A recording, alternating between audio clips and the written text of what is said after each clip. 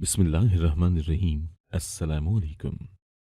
मेरी बीवी ने शादी की पहली रात ही शर्त रख दी कि वो अपनी तालीम नहीं छोड़ेगी और रोजाना स्कूल जाएगी, क्योंकि मैट्रिक के इम्तहान नजदीक थे। मैं मान गया। यूं मेरी अम्मा रोजाना मेरी बीवी को स्कूल छोड़ने और लेने जाती। एक दिन अम्मा की तबीयत ठीक न थी, तो ऑफिस से छुट्टी लेकर मैं बीवी को स्कूल से लेने गया, तो पता चला कि बीवी तो स्कूल में पढ़ती ही नहीं। मैं बड़ा हैरान हुआ और अगले दिन सोच लिया कि बीवी का पीछा करूंगा। यूं जब मैंने उसका पीछा किया तो पांव तले से जमीन निकल गई, क्योंकि वो तो कब्रिस्तान जा रही थी। किताबें उठाए, भला वहां कौन सा स्कूल है। मैं डरते डरते आगे गया तो देखा कि बीवी एक कब्र के अंदर जा रही है। नजदीक जाकर चूं ही अंदर झांका तो शादी की पहली रात मेरी बीवी ने मुझसे मुंह दिखाई में अपनी तालीम मुकम्मल करने की इजाजत मांगी थी। मैं बड़ा हैरान हुआ था कि ये कैसी लड़की है जो शादी के बाद भी तालीम हासिल करने के लिए मरी जा रही है। मुझे आज भी याद है, 3 बरस कबल जब मेरी बहन की शादी हुई थी तो उसने एफए के इम्तहानात तक न दिए थे।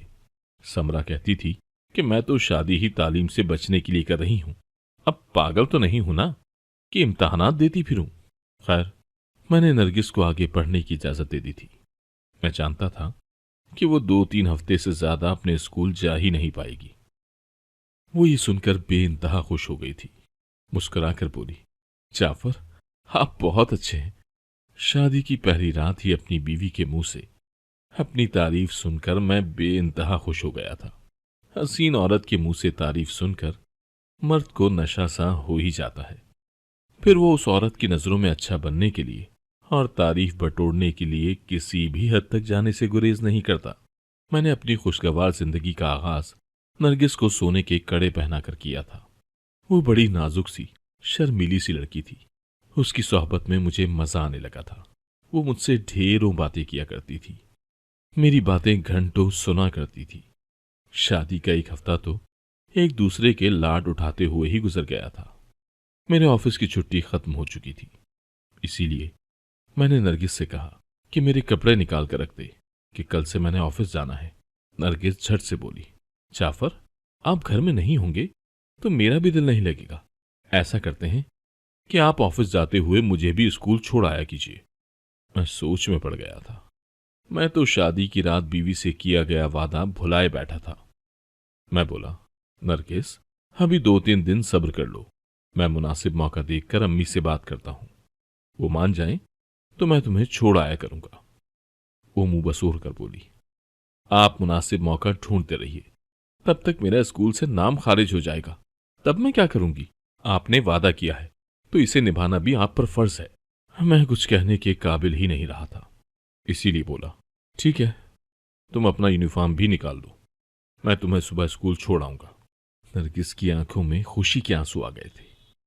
वो मुस्कुराकर बोली, मैं बहुत खुशनसीब हूं कि मुझे आप जैसा शौहर मिला है। मैं मुस्कुरा दिया, मगर दिल ही दिल में डर भी रहा था कि सही हंगामा तो सुबह अम्मी बर्पा करेंगी, क्योंकि मैंने अम्मी से नरगिस की फरमाइश का जिक्र तक नहीं किया था। सुबह में नाश्ते की मेज पर बैठा शशो पंच का शिकार था कि बात कैसे शुरू करूं। ये तो भला हो नरगिस का, जो स्कूल की वर्दी पहनकर लाउंज में आ गई। अम्मी बोली, नरगिस, तुमने ये स्कूल का यूनिफॉर्म क्यों पहना हुआ है? वो मुझे घूरने लगी कि मैंने आगे बात क्यों न की। फिर खुद ही बोली, अम्मी जी, मेरे मैट्रिक के इम्तहानात होने वाले हैं, इसीलिए मैंने सोचा कि घर फारिग बैठने से अच्छा है कि अपनी तालीम ही मुकम्मल कर लूं। अम्मी तिनक कर बोली, नरगिस बीबी, लगता है तुम्हें किसी ने बताया नहीं कि शादी के बाद लड़कियां ससुराल में फारिग नहीं बैठा करती, बल्कि घर को संभाल लेती हैं। मेरी खुद की बेटी समरा ने अपनी तालीम अधूरी छोड़ दी थी, क्योंकि उसने ससुराल को अपना घर समझा था। नरगिस परेशान सी होकर मुझे देखने लगी, तो मैं बोला, मैंने ही नरगिस को तालीम मुकम्मल करने के लिए जोर दिया था, क्योंकि मुझे कम पढ़ी लिखी लड़कियां अच्छी नहीं लगती। अम्मी वक्ती तौर पर चुप कर गई थी। मैं और नरगिस घर से निकल गए थे। मैं उसके बताए हुए रास्ते से उसके स्कूल तक पहुंच गया था। उसने मुझे छुट्टी की टाइमिंग बता दी और बोली, आप ही मुझे लेने आ जाइएगा। मैंने उससे वादा कर लिया, तो वो मुस्कुराती हुई स्कूल में दाखिल हो गई थी। मैं 1 हफ्ते बाद ऑफिस गया तो सबने मुझे मुबारकबाद दी थी। दोपहर के 2 बजे मैं नरगिस को स्कूल से लेने के लिए गया तो उसकी हालत देखकर परेशान रह गया था। उसका बहुत ही बुरा हाल था। पसीने से उसका वजूद भीगा हुआ था। उसके जूते मिट्टी से अटे हुए थे। मैं बोला, क्या बात है नरगिस, स्कूल में तुम मिट्टी के साथ खेलती रही हो क्या? वो एकदम से बौखला गई, फिर हंसकर बोली, जी ऐसा ही समझ लें, बस लड़कियां शरारतें कर रही थी।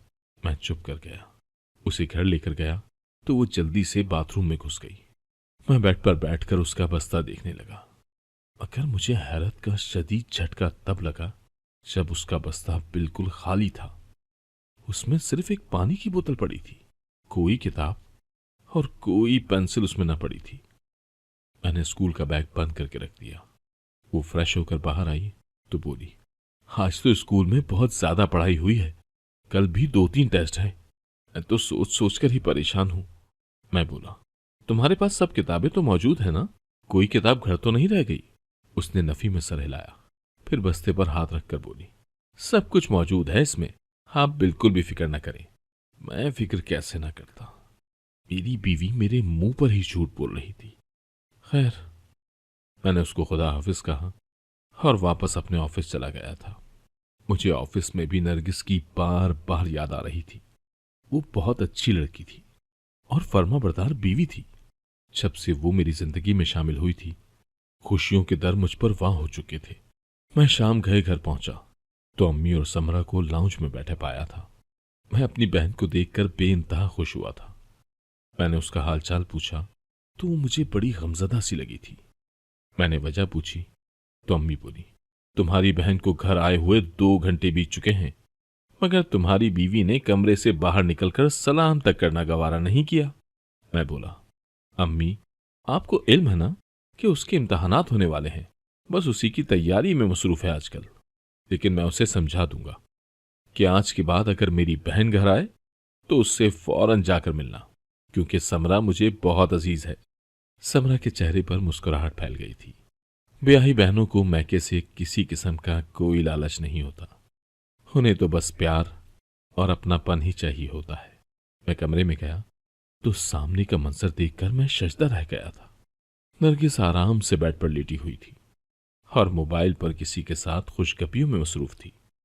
मुझे देखकर उसके हाथ से मोबाइल छूटकर बेड पर गिर गया था। वो शदीद बौखला गई थी।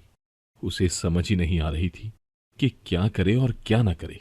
फिर जल्दी से मुस्कुराकर मेरे पास आई और बोली, जाफर, शुक्र है आप घर आ गए हैं, मैं आपको बहुत याद कर रही थी।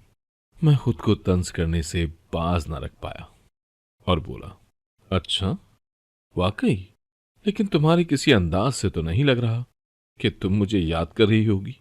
इतना कहकर मैं बाथरूम में घुस गया था। जब बाहर निकला तो नरगिस को रोते हुए पाया था। मैं जल्दी से आगे बढ़ा और बोला, क्या बात है नरगिस, यूं क्यों रो रही हो? वो चिढ़कर बोली, आपका रवैया मुझे रोने पर मजबूर कर रहा था। मैं सुबह से पढ़ पढ़कर पागल हो चुकी हूं। अब जरा दिमाग को फ्रेश करने के लिए अपनी सहेली से बात करने लगी तो आपने आते ही मुझ पर तंज कर दिया। मैं बोला, समरा आई हुई है घर में, तुम उससे मिली तक नहीं। मुझे ये बात अच्छी नहीं लगी। चलो मुंह हाथ धोकर फ्रेश हो जाओ और मेरे साथ जाकर समरा से मिलो। नरगिस जल्दी से बाथरूम में चली गई। मैंने बेड पर पड़ा उसका मोबाइल उठाया और कॉल हिस्ट्री चेक करने लगा। आखिरी कॉल उसने अपनी पप्पो को मिलाई थी और पिछले 2 घंटे से मुसलसल उन्हीं से बात कर रही थी। मैं शदीद परेशान हो गया था। नरगिस का रवैया मुझे चौंका रहा था। वो बार बार मेरे साथ झूठ क्यों बोलती थी? झूठ बोलने की कोई वजह मुझे तो नजर नहीं आई थी। हम दोनों समरा के पास जाकर बैठ गए थे। नरगिस बोली, समरा आपी, मैं माजरत करती हूं, मुझे आपके आने का पता ही नहीं चला, मैं पढ़ाई में मसरूफ थी। समरा बोली, कोई बात नहीं भाभी। मैं उन दोनों को छोड़कर अपने कमरे में आराम करने लगा था। न जाने कैसे मेरी आंख लग गई, कुछ खबर ही ना हुई। मेरी आंख समरा की आवाज से खुली थी। वो बोली, भाई, मैं घर जा रही हूं, जाते हुए सोचा आपसे मिल लूं। भाई, आप अपना और नरगिस का बहुत ख्याल रखिएगा। आप नहीं जानते, मगर इस दुनिया में बहुत बड़े बड़े धोखे हो रहे हैं। आप जानते हैं क्या, मेरे शौहर की फुप्पो के बेटे ने एक कम उम्र लड़की से भागकर शादी की थी। मेरा कजन उस लड़की पर जान छिड़कता था। उसका इस कदर ख्याल रखता था कि देखने वाले देखते ही रह जाते थे। लड़की ने तालीम हासिल करने की ख्वाहिश जाहिर की तो उस लड़के ने अपनी बीवी का एडमिशन कॉलेज में करवा दिया और हर खर्चा बर्दाश्त किया। मगर जिस दिन उसके कॉलेज की तालीम मुकम्मल होना थी, उसकी बीवी अपने कॉलेज के दोस्त के साथ भाग गई और बाद में खुला ले ली। मैं तो अपनी बहन की बात सुनकर दंग ही रह गया था। मैं बोला, तुम फिक्र नहीं करो, ऐसा कुछ नहीं होगा। समरा खुद तो चली गई थी, मगर मेरे दिल में शक का बीज बो गई थी। और शक बहुत बुरी चीज होता है। एक पल में इंसान को जीते जी मार देता है। मैंने खुद को दिलासा दिया कि मेरे साथ ऐसा कुछ भी नहीं होगा। मेरी बीवी मेरा बहुत ख्याल रखती है। लेकिन अब जो भी था, मैं नरगिस पर कड़ी नजर रखने लगा था। शाम में नरगिस कमरे में आई तो मेरे पास आकर बैठ गई और पूरे दिन की मसरूफियात सुनाने लगी थी। मैं नहीं जानता था कि उसकी बातें सच भी हैं या नहीं, क्योंकि वो मेरे साथ कई झूठ बोल चुकी थी। अगले दिन भी नरगिस को स्कूल छोड़ आया था, मगर वापसी पर उसका वही हाल था। जूतों में मट्टी, सर में धूल। मुझे देखकर वो बेइंतहा खुश हो गई और बोली, काश जाफर, अब आपने दोबारा ऑफिस ना जाना होता तो हम साथ बैठकर खाना खाते, बातें करते, कितना मजा आता ना। मैंने सर हिला दिया।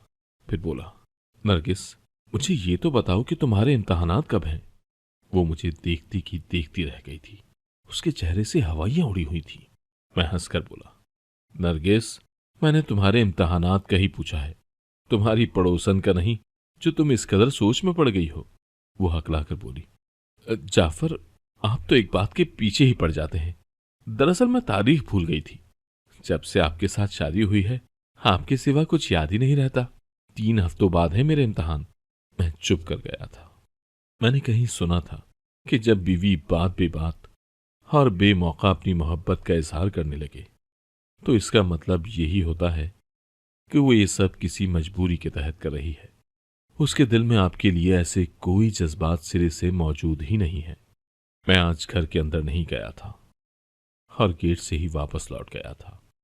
मैंने खुद पर बड़ी लानत मलामत की कि मैं क्यों बिला वजह अपनी बीवी पर शक करने लगा हूं। तब मेरे जहन में यह ख्याल आया कि कुछ भी बिला वजह नहीं है। ये शक का बीज नरगिस ने ही मेरे दिल में डाला था, अपने झूठ से। मैं शाम में घर गया तो नरगिस मुझे सजी संवरी सी मिली थी। वो मेरे पास आकर बैठ गई और बोली, जाफर, हमारी शादी को कितने दिन गुजर चुके हैं, मगर आज तक आपने मुझे शॉपिंग नहीं करवाई। आज ले चले ना साथ। मुझे ख्याल आया कि मुझे भी अपने ऑफिस के लिए कुछ नई शर्ट्स की जरूरत थी। मैंने नरगिस से कहा कि वो रात तक तैयार हो जाए, मैं उसे ले चलूंगा। हम घर से बाहर निकल गए थे। मैंने उसे रात का खाना भी मुल्क के महंगे तरीन होटल में खिलाया था, लेकिन वो इस खाने के दौरान बड़ी परेशान सी रही थी। बार बार सर उठाकर देखती जैसे किसी की मुंतजिर हो। मैं बोला, क्या बात है नरगिस, किसी का इंतजार है क्या? नरगिस के चेहरे पर मुझे मौत की जर्दी नजर आई थी। वो बोली, नहीं नहीं नहीं नहीं, तो दरअसल मैंने कभी ऐसी जगह बैठकर खाना नहीं खाया ना, ये सब मेरे लिए नया है, इसीलिए हर चीज को इतनी गौर से देख रही हूं। नरगिस की बात सुनकर मुझे कुछ इत्मीनान हुआ था। हम शॉपिंग करते रहे, जबकि नरगिस मुझे कुछ खोई खोई सी लग रही थी।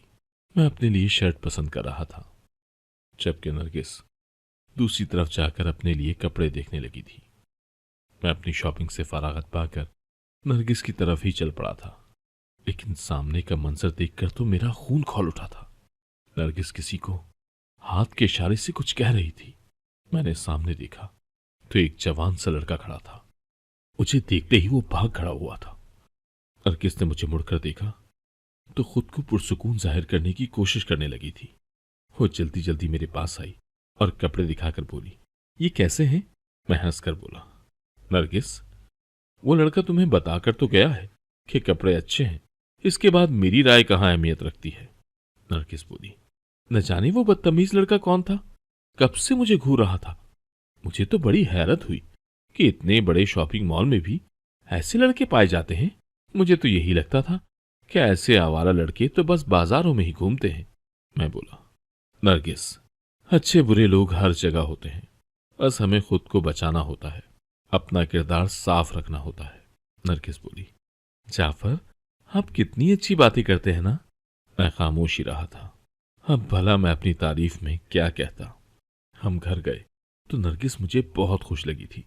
वो बहुत चहक रही थी, जबकि मेरा दिल अंधेरों की जद में था। मेरे सामने बार बार वो मॉल वाला लड़का आ रहा था।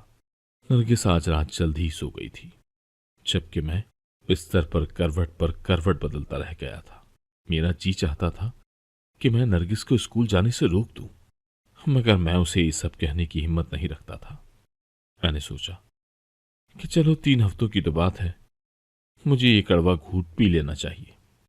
यूं ही जागते जागते ही सुबह भी हो गई थी। मैं ऑफिस के लिए तैयार होकर बाहर आया तो नरगिस भी स्कूल के यूनिफॉर्म में तैयार खड़ी थी। मैंने उसे गाड़ी में बैठने को कहा था और खुद अम्मी के पास चला गया। अम्मी मुझे देखकर रोने लगी और बोली, बेटा, तुम आज ऑफिस मत जाओ, मैं ठीक नहीं हूं। मैंने अम्मी से बोला कि वो फिक्र न करें, मैं बस अभी आता हूं। इतना कहकर मैं नरगिस को स्कूल छोड़ने चला गया। सारा रास्ता मैं खामोश ही रहा था। मैं ऑफिस जाने के बजाय वापस घर आ गया था और अम्मी की तीमारदारी करने लगा। अम्मी का दिल बहुत बोझल हो गया था। मैं उनको अस्पताल ले गया तो डॉक्टर ने बताया कि फिक्र की कोई बात नहीं है, बस मैदे की खराबी की वजह से मरीजा को यूं महसूस हो रहा है जैसे दिल की तकलीफ है। डॉक्टर की बात सुनकर हम माँ बेटे के दिल से मनोबोझ सरक गया था। अम्मी भी अच्छी भली हो गई थी। मैं अम्मी को घर छोड़कर खुद नरगिस को लेने चला गया था। मैंने सोचा कि चलो आज का दिन उसके साथ गुजार लेता हूं। लेकिन जब मैं स्कूल पहुंचा तो पता चला कि वहां तो नरगिस नामी कोई लड़की तालीम हासिल नहीं कर रही थी। ये कदरे अजीब सी बात थी। मैंने स्कूल की प्रिंसिपल से मिलने की दरखास्त की। उन्होंने मुझे मिलने की इजाजत दे दी तो मैंने उनसे स्कूल के रजिस्टर खुलवाने के लिए कहा, मगर चौकीदार की बात सच साबित हो गई थी। इस स्कूल में तो सच में कोई नरगिस नामी लड़की नहीं पढ़ती थी। मैं माजरत करके वहां से उठाया था। चंद लम्हों में ही मुझ पर कयामत बीत गई थी। मेरी बीवी स्कूल का कहकर आखिर जा कहाँ रही थी? क्या वो मुझे धोखा दे रही थी? मगर क्यों? इस क्यों का जवाब तलाश करने के लिए मैंने कल के लिए भी ऑफिस इंतजामिया से छुट्टी ले ली थी। मगर कल का दिन अभी बहुत दूर था। मैं तो ये भी नहीं जानता था कि जिंदगी में दोबारा कभी नरगिस से मुलाकात भी हो पाएगी या नहीं। वो स्कूल का बहाना करके न जाने कहाँ चली गई थी। बड़ी मुश्किल से ये चंद घंटे गुजरे थे। मैं एक बार फिर से नरगिस के स्कूल के बाहर जाकर खड़ा हो गया था। छुट्टी का वक्त था, इसीलिए हर तरफ बड़ी गहमा गहमी थी। मुझे गेट के सामने खड़े हुए अभी 3 मिनट भी न गुजरे थे कि नरगिस स्कूल का गेट उबूर करके बाहर निकल आई थी और आकर गाड़ी में बैठ गई थी। उसका पूरा वजूद मट्टी से भरा पड़ा था। मैं ये सब नजरअंदाज कर गया था। अगले दिन मैं मामूल के मुताबिक ऑफिस के लिए तैयार होकर नरगिस को स्कूल छोड़ने के लिए चला गया था, मगर मैं ऑफिस जाने के बजाय दूर से नरगिस पर नजर रखे हुए था। वो मुझे दिखाने के लिए स्कूल में दाखिल हो चुकी थी, मगर जैसे ही मेरी गाड़ी उसकी नजरों से ओझल हुई, वो स्कूल से बाहर निकल आई थी और पैदल ही सड़क पर चलने लगी थी। मैंने भी उसका पीछा करना शुरू कर दिया था। वो तंग रास्तों से होती हुई आगे ही बढ़ती चली जा रही थी। आज तो सफर ही खत्म होने को नहीं आ रहा था। मैं अपनी बीवी की सच्चाई जानने जा रहा था। एक एक लम्हा मुझ पर अजाब की मानिंद गुजर रहा था। आखिरकार चलते चलते नरगिस अपनी मंजिल को पहुंच चुकी थी। सामने का मंजर देखकर तो पांव तले से जमीन निकल गई, क्योंकि वो तो कब्रिस्तान जा रही थी। स्कूल का बस्ता उठाए वो अपने कदम आगे बढ़ा रही थी। भला वहां कौन सा स्कूल था? मैं डरते डरते आगे बढ़ने लगा था। देखते ही देखते नरगिस एक कब्र के पास जाकर खड़ी हो गई। फिर उसने कब्र से थोड़ी सी मिट्टी हटाई तो नीचे से लकड़ी का फट्टा निकला, जिसे नरगिस ने बड़ी आसानी से साइड पर कर लिया था। अगला मंजर देखकर तो मुझ पर वहशत ही तारी हो गई थी। नरगिस कब्र के अंदर जा रही थी। मैं भी आगे बढ़ने लगा तो नजदीक जाकर जो ही झांका तो कब्र में वही मॉल वाला लड़का बैठा था। नरगिस भी उसके पास जाकर बैठ गई और अपने बस्ते से रोटी निकालकर निवाले तोड़ तोड़ कर उस लड़के को खिलाने लगी थी। मैं चीख कर बोला, बेहया, घटिया औरत, ये सब तुम क्या कर रही हो? वो दोनों मुझे देखकर घबरा गए थे और फिर बाहर निकल आए। मैंने नरगिस के मुंह पर थप्पड़ दे मारा था। मैं बोला, मैं अभी तुम्हें तलाक देकर यहां से चला जाऊंगा। वो लड़का आगे बढ़ा और बोला, नहीं जाफर, ये जुल्म मत कीजिएगा। मेरी वजह से मेरी बहन का घर मत उजाड़िएगा। बहन? मैं तो हैरान ही रह गया था, क्योंकि नरगिस की शादी उसकी खाला ने यह कहकर करवाई थी कि वो बिन माँ बाप की बच्ची है, वालिदैन इंतकाल कर गए, बहन भाई कोई है ही नहीं। आखिर ये सब क्या हो रहा था? इतने झूठ क्यों बोले जा रहे थे? वो लड़का बोला, जाफर, मैं सच में नरगिस का भाई हूं। दरअसल हम दोनों अभी छोटे ही थे कि हमारे वालिदैन इंतकाल कर गए। हमारी जिम्मेदारी खाला ने ले ली थी, मगर उन्होंने सच में हमें अपनी जिम्मेदारी ही समझा था। तरबियत करके हमें इंसान बनाने की हरगिज कोशिश नहीं की थी। नरगिस तो सारा दिन खाला के काम में हाथ बटाती थी, जबकि मैं दोस्तों के साथ आवारागर्दी करता रहता था और यूं मैं नशे करने लगा था। मैंने हर बुरे से बुरा नशा किया, अपनी जिंदगी तबाह कर ली। ये हालात देखकर खाला और खालू ने मुझे घर से निकाल दिया और इमरजेंसी में नरगिस की शादी आपसे करवा दी। शादी के बाद नरगिस ने मुझसे राब्ता किया और मुझे 2 आदमियों के साथ मिलकर इस कब्रिस्तान में एक कब्रनुमा जिंदान में कैद कर दिया। हर रोज 3 वक्त की रोटी मुझ तक पहुंच जाती थी और नरगिस स्कूल का बहाना करके एक नर्स को अपने साथ ले आती, जो मुझे इंजेक्शन लगा देती। मेरा इलाज हो रहा था, इसीलिए मैं बहुत जल्दी ठीक हो गया था, मगर अभी भी इसने मुझे इसी कब्र में कैद रखा हुआ था। एक दिन मैंने नरगिस से फरमाइश की कि मैं तुम्हारा शौहर देखना चाहता हूं, तो उसने मुझे फोन करके मॉल बुला लिया था।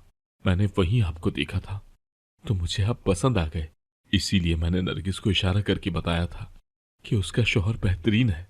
अब मैं काफी बेहतर हो गया हूं, इसीलिए इसने मुझे अब आजादी दे दी है। अब मैं एक अच्छी सी जॉब की तलाश में हूं, ताकि मैं अपना अच्छा बुरा देख सकूं। नरगिस के भाई सनी की बातें सुनकर मैं हैरान रह गया था। या खुदा, अगर ये सच्चाई मेरे सामने ना आती तो मैं तो उसे तलाक देकर चलता कर देता। मैं बोला, नरगिस, तुमने स्कूल का झूठ बोलकर मुझसे इजाजत ले ली, मगर काश तुमने सच बोल दिया होता तो मैं इतनी अजियत से ना गुजरता। नरगिस रोने लगी और बोली, मुझे ये डर था कि आप मेरे भाई की असलियत जानकर कहीं मुझसे मुतनफिर ही ना हो जाए। मैं बोला, नरगिस, क्या तुम मुझे इतना घटिया समझती हो? नरगिस खामोश हो गई थी। सनी ने दोनों हाथ जोड़कर मुझसे माफी मांगी और बोला, जाफर, आप मेरी बहन को मत छोड़िएगा, इस सब में इसका कोई कसूर नहीं है। मैं बोला, सनी, एक शर्त पर मैं तुम्हारी बहन को माफी दे दूंगा। वो ये है कि तुम्हें मेरे साथ मेरे घर चलना होगा, नहीं तो मैं तुम्हारी बहन को यहीं छोड़कर चला जाऊंगा। सनी बड़ा परेशान हो गया था। उसने बड़ी मुश्किल से हामी भरी थी। क्यों मैं उसे अपने घर ले आया और अपने ऑफिस में ही उसे जॉब दिलवा दी थी। नरगिस मेरी बड़ी मशकूर थी, मगर वो ये नहीं जानती थी कि मैंने तो उसके लिए कुछ भी नहीं किया। ये सब तो मैंने अपनी मोहब्बत की खुशी के लिए किया था। हमारी जिंदगी में एक बार फिर से खुशियां लौट आई थी। अगर आपको आज की कहानी पसंद आई है तो वीडियो को जरूर लाइक कीजिएगा और अपने दोस्तों के साथ भी शेयर कीजिएगा। और हाँ, अगर आपने अभी तक हमारा चैनल सब्सक्राइब नहीं किया तो जरूर सब्सक्राइब करें। मिलते हैं कल एक नई और दिलचस्प कहानी के साथ। अल्लाह हाफिज।